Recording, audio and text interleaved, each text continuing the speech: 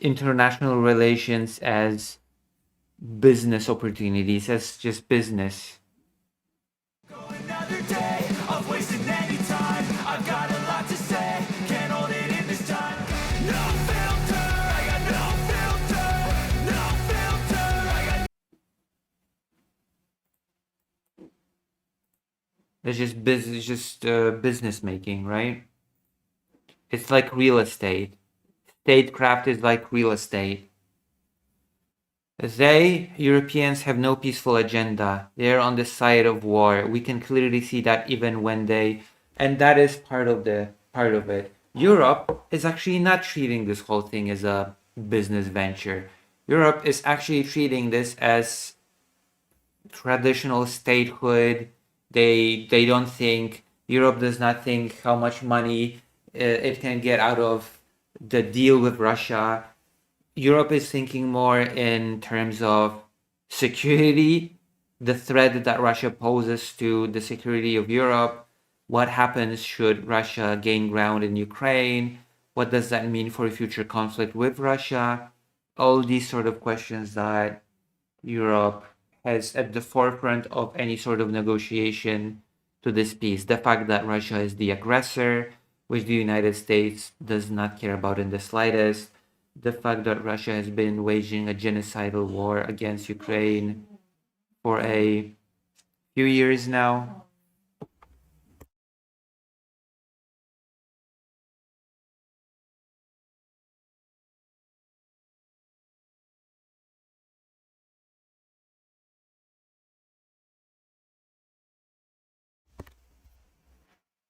Mm, it's something that is not on the mind of the United States, like at all. It's how much money can be gained from this. It's in particular how much money can the United States of America gain from this peace. Like, you have to remember, the United States made a promise to Ukraine that if they sign a minerals deal, that it would keep supporting Ukraine, and that just turned out to be a completely worthless piece of paper, the mineral deal with Ukraine. First of all, because a lot of those minerals are in the Donbass, and now Russia wants the entirety of the Donbass, so that just renders the whole agreement completely worthless. And second of all, if you have a country that views international relations in terms of business, and supporting a country is business in a war, even if they're a victim of aggression, then all that Russia has to do to win the United States' favor is to propose a better deal. You just have to propose a better business deal. And it seems like Russia has done that and is just just reaping the rewards. У них нет мирной повестки. So the Europeans are just warmongers. This is why Europe is being framed that way, that they just want war, they want strife, they're trying to get in the way of negotiations. Europe just has this fantasy of Ukraine winning against Russia. They're not playing ball. They don't treat this as business. They're not willing to throw Ukraine under the bus, and therefore they're just warmongers, and they should be shoved aside. They should be just excluded from the negotiations. Interestingly enough, Ukraine itself is also excluded from the negotiations. So this is just a conversation between the United States and Russia. Они же на стороне войны. И даже тогда, когда они пытаются якобы внести какие-то изменения в предложение, try to make some changes to Trump's proposal. All these changes are aimed at one thing only. And when he says try to make these changes, he means that Europe is changing all the things that are simply unacceptable to Ukraine, giving up territory, limiting the armed forces, having total control over Ukraine's education, religion, international affairs, having control over what Poland can and cannot do with stationing forces on its borders. the fact that that is part of the negotiation supposedly between Ukraine and Russia is laughable to me. Part of a peace plan between Russia and Ukraine is dictating to Poland what it can and cannot do. And Vladimir Putin just now completely seriously tells us that the fact that Europe is trying to change these points, that's a sign of fear-mongering. Трампа. Мы же это отчетливо видим. Also, these are not Trump's proposal. This is not Trump's proposal. This proposal was panned by Russia. We already know this. We already have the leaked phone calls. We already know what is happening. So to still call it Trump's proposal is laughable at this point, at this juncture. Все эти изменения направлены только на одно, на то, что To block the entire peace process, to put forward demands that are completely unacceptable to Russia. So I agree that Europe has made a grave mistake by actually working on the framework which was the Russian, because it definitely was not Trump's proposal, it was Russia's proposal. Some call it the wish list. I called it the surrender proposal. It's entirely Europe's fault that it, instead of working on these 28 points, that it did not create a proposal of its own from scratch. Europe should have worked with Ukraine, should have worked out its own proposal completely based on this side's interests, and not just tweaked something that was Russia's perfect plan for peace. But that's neither here nor there. There's also, if we translate what Putin is saying here, he is basically just saying, we have our maximalist plan, give us everything. If you even try not to give us any, if there's something that you're trying not to give us, then you're just blocking the entire peace process. We will not budge. We want everything. We want the Donbass. We want all of it. We want all of it. That's the negotiation. We want everything, and in return, we will simply stop attacking Ukraine for now. Anything other than that is just blocking the entire peace process. Unless you are willing to throw Ukraine under the bus and do business as usual with us, no punishment for Russia for invasion, rewarding Russia for invasion by giving it territory, total amnesty for all war crimes. Unless you're willing to do that, then you're just warmongers that want to block the entire process.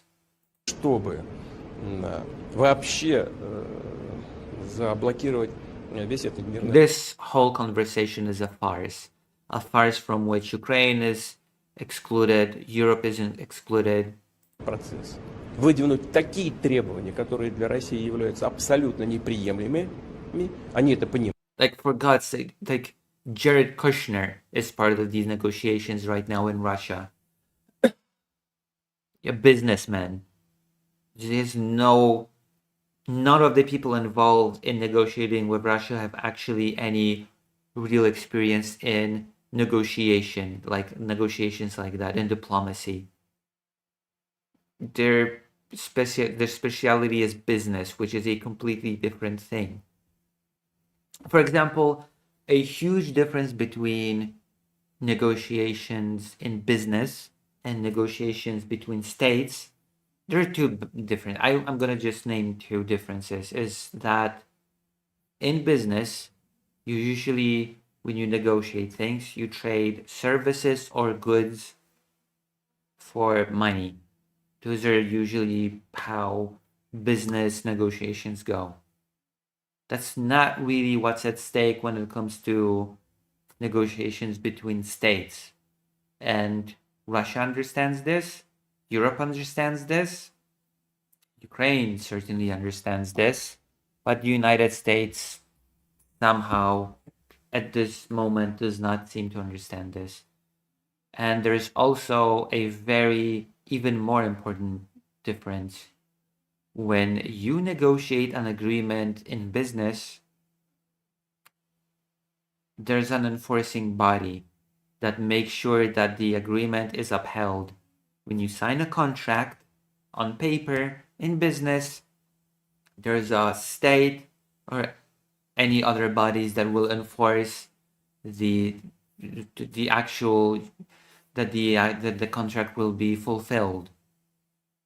So who exactly will be the enforcer of a contract between Ukraine and Russia? Who will be the enforcer of this deal? Because the mechanisms of enforcement in these cases are just completely different, which is why the security guarantees are so important for Ukraine in these negotiations. И тем самым So going into the negotiations like that with the mindset of I'm a businessman, I worked in business, so I should be able to transfer these skills to diplomacy. No, that's just that is a very misguided way of thinking about things. потом на Россию. Also, they understand this, and thus to blame Russia for the collapse of the peace process. That is their goal. Сворачивание этого мирного процесса. Yeah, I'm sorry, but in real diplomacy, in real peace talks, both sides have to get something from it, not just one side. And then the one side will say, yeah, we get everything and we just stop attacking. And that's our concession, which Trump actually said as well, that the concession that Russia is willing to give is not attacking Ukraine anymore, which is laughable. Вот в чем их цель. Мы это отчетливо видим. Поэтому если они... Therefore, if they truly wish to return to reality based on the situation unfolding on the ground, which he's basically saying we're winning on the ground, we're gaining land, even though it's happening at the cost of the collapse of Russian economy and gigantic loss of life, equipment, and so on and so forth. The implication here is we should be able to just get all of what we demand. Anything else is out of touch with reality, is what he is saying here. хотят вернуться действительно на почву реальности, исходя из той ситуации, которая складывается на земле, как в таких случаях. As I said, in such cases, please, we allow it. Пожалуйста, мы это допускаем. Сиярто сегодня вообще... Today, Sciarto said we could find ourselves at war with Europe. There we go. This is the statement that he has made because all over the news, everywhere, there has been the threat. Not only is Europe being sidelined, but the implication here, again, because Europe is not treating it as a business venture, the entirety of Europe is being framed as warmongers that just push for war. And this is what Vladimir Putin has to say about the whole thing. сказал, что мы можем оказаться в состоянии войны с Европой, вот буквально сегодня. Это на самом деле This is actually a very serious, almost sensational thing. How do you view it? вещь очень серьезная, почти сенсационная. Как вы к ней относитесь? Мы Are we really preparing for something? к чему-то готовимся, действительно. We are not planning to go to war with Europe. I have said this 100 times already. It is worth noting that he has also said that about Ukraine. It is worth noting that Putin has said numerous times that he is not planning to invade Ukraine. He said that it was a silly proposition. Собираемся воевать с Европой, я уже об этом 100 раз сказал.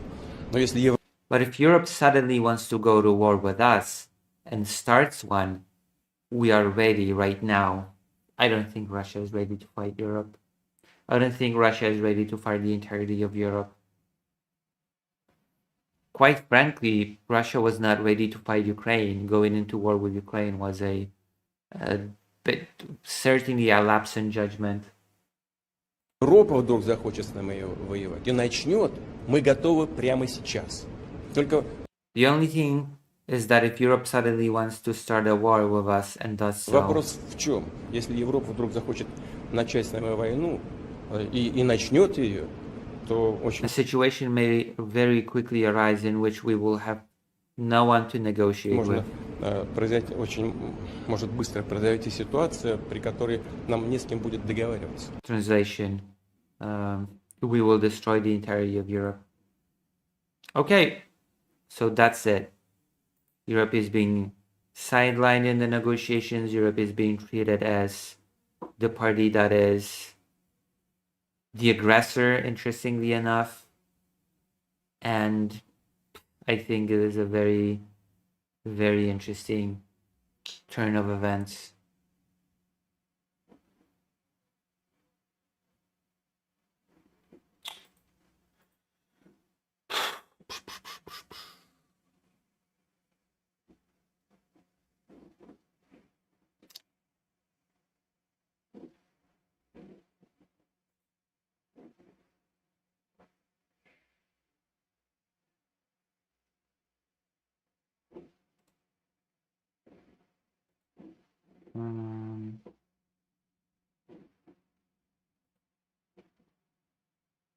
So, I actually don't understand why he didn't invade the Baltic states first, which would ease Europe to occupy immediately than the second biggest country in Europe.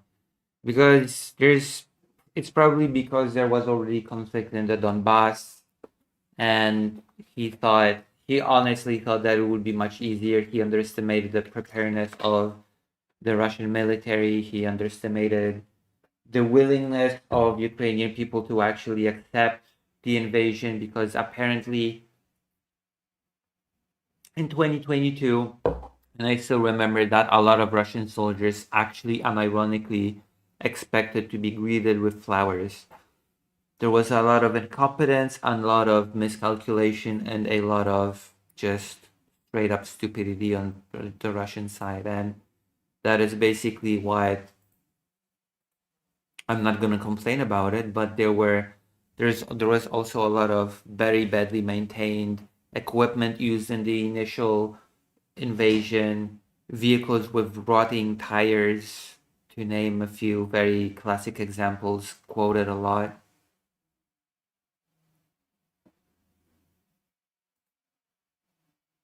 There was just a lot of miscalculation and a lot of hubris involved in that 2022 initial invasion.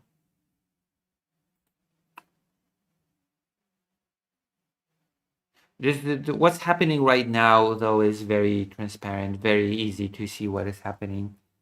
The United States wants to do business. The United States is, I dare say, between Ukraine and Russia, on Russia's side, because Russia has more to offer to the United States when it comes to business opportunity. It doesn't matter how much Ukraine will have to give up. It doesn't matter how this conflict will end for Ukraine. What matters is going back to business as usual and profiting, basically. Europe is completely being thrown under the bus in all of this. Its security does not really matter. Let's just say that the United States is shifting its historical alliances. It's definitely moving away from Europe. It is moving towards Russia, which some of the US politicians are openly saying that Russia has been our historical ally. They've pushed against Napoleon, they've pushed against the Ottoman Empire, they have been our allies in World War II, they're just our historical allies, and we should be with them. And besides, you have Nazis in Ukraine, and Europe is just washed up.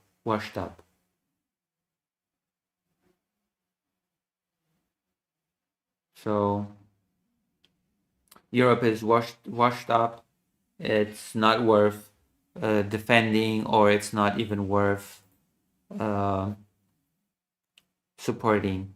I'm pretty sure that I have to check it. I have it saved somewhere. Some representative of the US has even said that should Europe get in a conflict with Russia, the United States would spare 0 troops to help. Article 5 means nothing, and the best that Europe could count on would be the United States selling weapons to it to defend itself against in case of conflict. Which is interesting because the United States in the past has invoked Article 5 and the other NATO countries responded, but now the United States is saying, nope, nope, that would not happen. We just sell you weapons. That's the version of Article 5 that we are willing to entertain. Okay. That's cool. That's interesting. So I guess that's topic number 1. Any questions, any thoughts? Europe at war. Europe.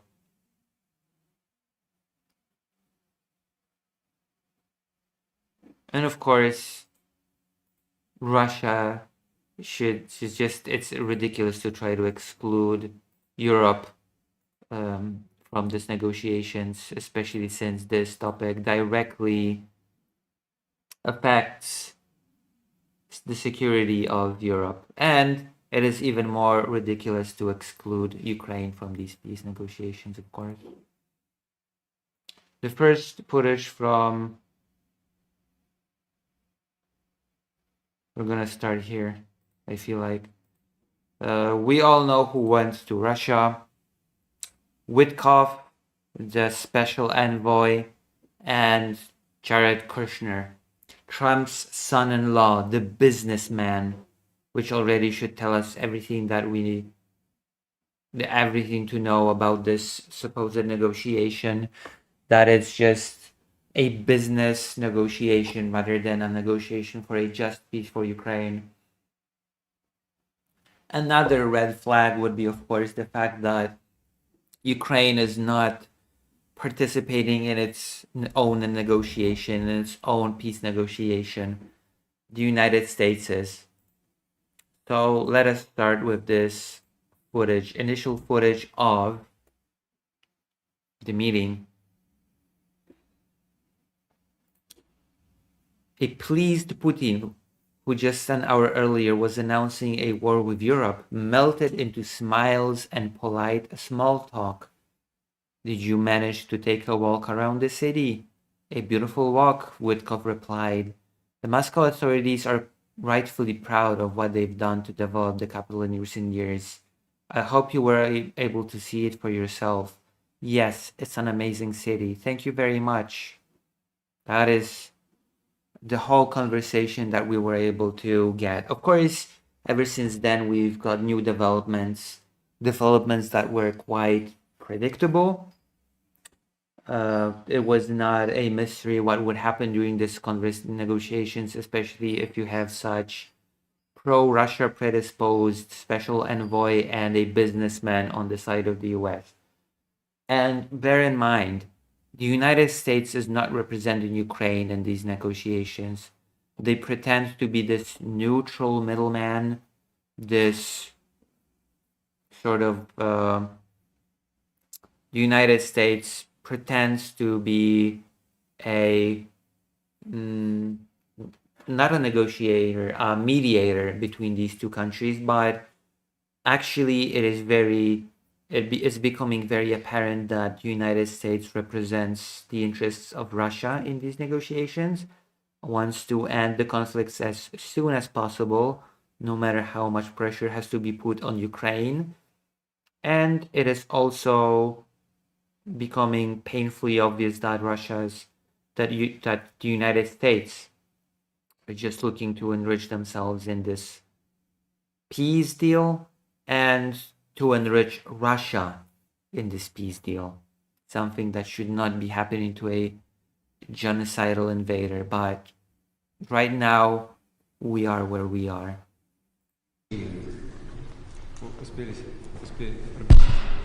You've had a walk around the city, right? Beautiful walk. Очень хорошая, красивая прогулка. It was Mr. Uskov organizing that, and together with the Moscow authorities. It's a farce, a complete farce of negotiating throwing Ukraine under the bus for the sake of lucrative deals. The Moscow authorities take pride, rightly, for what they have done for the development of Moscow in recent years. I hope you've been able to see for yourselves. Yes, it's a magnificent city. Да, это удивительный город. Thank you. What a joke. What a joke of a negotiation. Now we can A walk around the city. It's a beautiful walk. Now we can talk about Zelensky's worries when it comes to these negotiations. Now we can talk a little bit about what are Zelensky's a little bit hesitation when it comes to this peace process. US officials sent by President Donald Trump came to Moscow on Tuesday for high-level talks on peace in Ukraine. The US delegation consisting of two of Trump's trusted advisors. Son-in-law, experience in business, not in any sort of negotiating, not in any sort of a business negotiating, but none in diplomacy. Steve Witkoff, real estate guy, close friend to Donald Trump. No experience in diplomacy, which shows. Special envoy Steve Witkoff and Trump's son-in-law Jared Kushner. The meeting starting with an exchange of pleasantries about the Russian capital. You've had a walk around the city. Yes, it's a Even before the meeting, peace plan hopes for Russia accepting a revised peace plan got dashed even before the meeting began. Выдвинуть такие требования. The Europeans put forward demands that are absolutely unacceptable for Russia. Yeah, there you go. Russia has actually reiterated during this meeting that they will not agree to any changes to what land Russia will receive. Russia will never agree for Ukraine not to reduce its military forces. And I think NATO was the third one. And they know it. The goal is to later blame Russia for the end of the peace process. The original 28-point peace plan, which included major territorial concessions by Ukraine, has since been negotiated down by Kyiv and its European partners. They're once again pointing out that if Russia wants peace, it should agree to an immediate ceasefire. Instead, Russian President Vladimir Putin has war on his mind. If Europe suddenly decides to wage war against us and starts it, we are ready right now. There can be no doubt about that. And before the US delegation even arrived in Moscow, Putin attempted to boost his position in the negotiations. He first claimed the Russians have taken the key city of Pokrovsk That's in right. the east of Ukraine. But while this footage released by Russia shows its soldiers in the city's center, Ukraine denies the entire town has fallen to the invaders. And analysts back this up. There are Ukrainian forces in the city. There are Russian forces in the city. They are fighting. If you look at just the Ukrainian sources, there is a lot of evidence that the Russians are taking very severe casualties. Also on Tuesday, Russian Foreign Minister Sergei Lavrov And the whole strategy when it comes to Ukrainian side is making those offensive unsustainable for Russia. To make the loss in human life, in equipment, in everything just unsustainable. To retreat to a more fortified positions and make Russia commit, overcommit, and make it unsustainable. And that would be a starting point for an actual negotiation with proper aid from the West. But we are where we are. hosted his Chinese counterpart Wang Yi in the Russian capital. And yes, China is also taking part in these negotiations. China, the United States, and Russia are deciding on Ukraine's future without Ukraine. I know that today is a busy, tense and significant day for Russia, yet today you still found time to meet with me. This is precisely a testament to the high level of our mutual trust and cooperation. This is a testament to the terrible state of affairs that we have found ourselves in. Russia invades Ukraine, tries to erase the Ukrainians as a people, and they're seemingly being rewarded by it, by receiving a red carpet treatment and a nice, cozy negotiation between the US, China, and Russia. Who cares about Ukraine? A show of close partnership between the two superpowers on the very same day the US delegation arrived for the talks on Ukraine. Telling the Americans, look, we can always go to the Chinese. They'll work with us. Or Vladimir Putin saying, we have taken Pokrovsk and Donetsk after, I must remind you, a 17-month offensive to try to take a single town. Of course it's PR. With little to none diplomatic experience between Witkoff and Kushner, Yep, they only have experience in business, and they are doing their best to treat this as a business venture. the pair recently emerged as more business-oriented when it comes to bringing peace to Ukraine. Not recently, it's been a long time. It's been, I think, for a long time for Witkoff. When they make deals, they're not deals in the traditional sense of this mistaken label that's being used, a peace plan.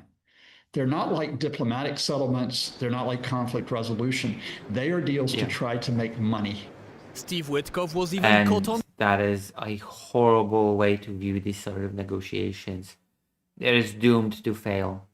Because Russia doesn't just want money. Russia doesn't just want to do business. Russia has geopolitical goals in the area and beyond that it wants to fulfill no matter what. It wants to fulfill it whether or not Putin's in charge. It will continue to pursue this policy should Putin go. That is the reality of the situation. Russia's goals go beyond just making money. And it seems like the United States are having a lot of trouble grasping this reality. On tape in mid-October, advising the Russians on how to flatter Trump to get him on board a peace deal benefiting both Moscow and Washington. Yeah, exactly. This peace deal would benefit Moscow and Washington. What about Kiev? What about Ukraine? I feel like, someone has been forgotten. Not Kyiv. This has made Ukraine especially skeptical before the talks in Russia. There's no expectation by anybody that there might be that Russia might make major concessions or even minor ones. While Russia is putting the blame on Ukraine and Europe for standing in the way of peace, Putin himself hasn't agreed to any proposal yet, even the original 28-point plan laid. Of course, because he does not, that is not within his interest to agree to any plan. Because he wants Ukraine. That is the reality of the situation. He does not want lucrative business deals first and foremost. Out by the US. For TVP World, I'm Kazimierz Łysiak. That's not what Russia wants, not by a long shot.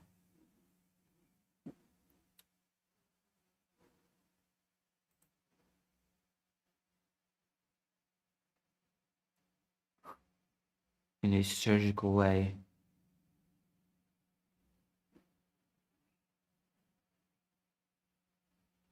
Anything else?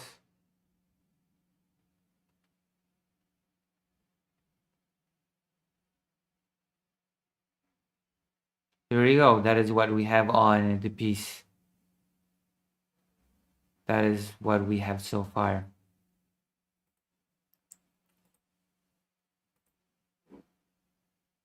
Okay. Any questions? Oh, there you go.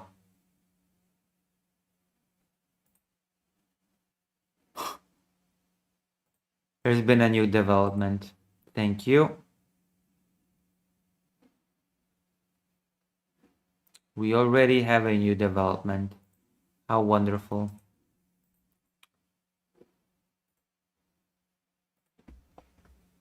Boom.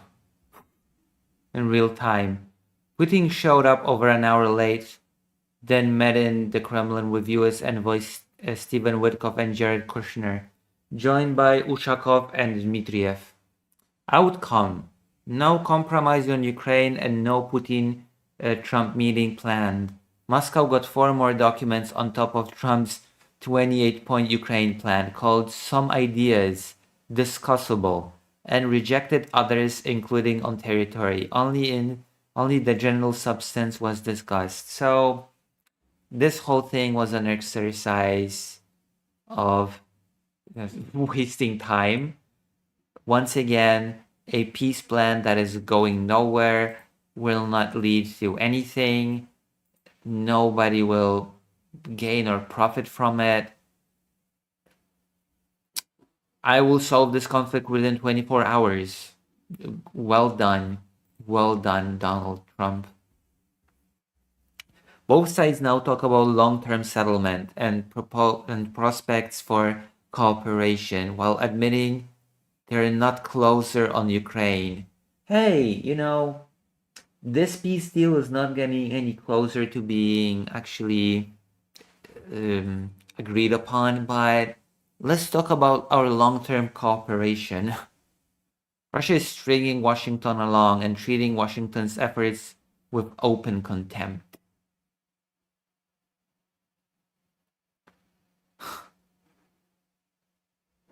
Wonderful.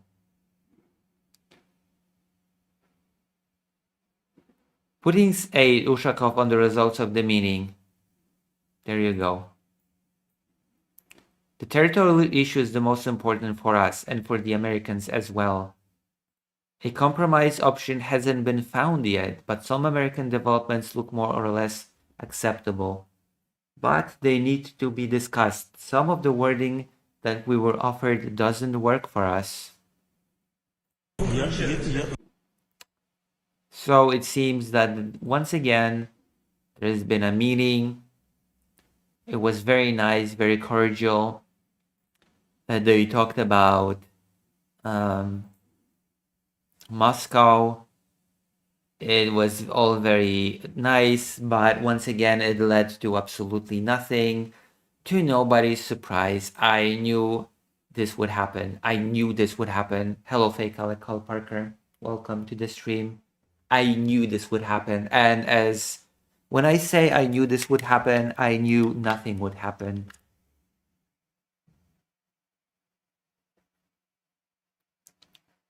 Okay? It's a pathetic farce. Of course, I'll be going to Ukraine soon, and I will be asking people. I will be trying to get the temperature of what Ukrainian people think of this peace deal.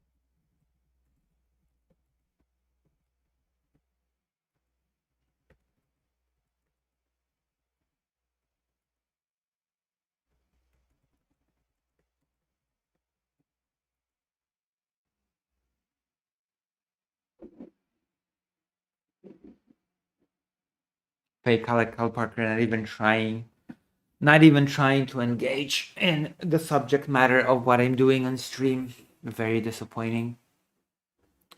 Reagan is rolling in his grave. It's all very pathetic. I just don't. I knew this would happen. I knew this would happen from the very beginning. Anytime Trump says something along the lines of, oh, we're getting close. Oh, this whole deal is so close to being consummated. We're close to having a peace deal. All I can say is, Yeah, no, I don't think so. We're not close to anything. Nothing's gonna happen. Nothing will come out of this. This will be another empty meeting with no results. Because Russia just wants everything and will not agree to anything, really. That does not include it getting its maximum demands.